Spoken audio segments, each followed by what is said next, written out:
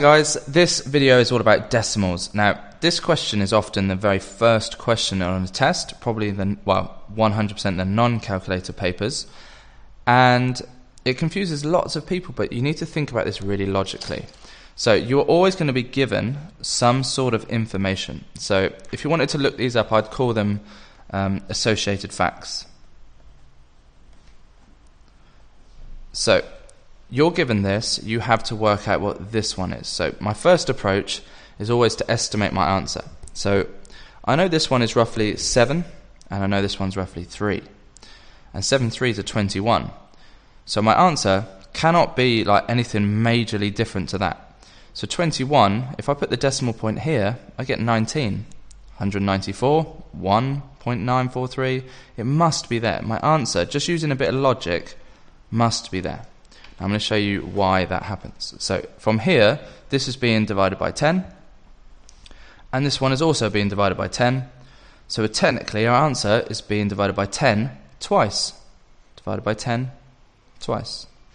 Now this one's a little bit more complicated because there's lots of 0.00, so it's harder to estimate. So let's use this approach to solve this problem. So from here, my answer has been times by 10. So what I'm going to do is I'm going to write 1943 but times it by 10. But from here to here it's been divided by 10, 100, 1,000, 10,000. So it's kind of like dividing by 10 1, 2, 3, 4 times. So my answer therefore has to be divided by 10 1, 2, 3, 4 times. So my answer is 1.943. Remember, there's no point adding this 0. It doesn't affect the size of the number. Now, the third one, most people are okay on these two. The third one's when people start to get confused, because when it's division, it's a little bit harder. So let's look at this and rearrange this using multiplication and division laws to get 1943 divided by 67 must be 29.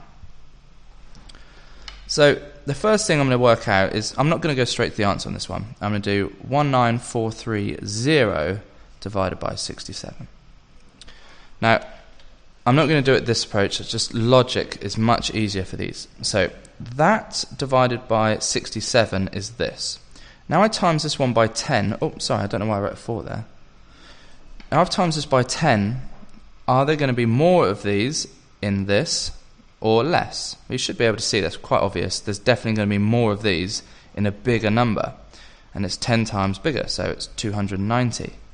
29 of those in that make this 10 times bigger. You're going to have 290 of these. But the question is this. And again, I'm going to do it exactly the same way. So 67 divided into this is 290. But is this answer going to get bigger or smaller when you make this smaller? So are you going to get more 67s in this, or are you going to get more 6.7s in this? Well, this is tiny compared to this, so you're going to get a lot more of those in there. So it's another 10 times bigger. These questions are just testing your ability to times by 10 and divide by 10. That's it. No new numbers are ever appearing. It's just adding zeros or putting in decimal points.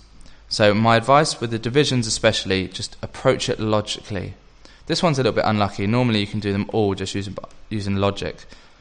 But do not, whatever you do, start to do any grid multiplication or long division. It's not designed for that. It's just meant to be easy. It's question 1.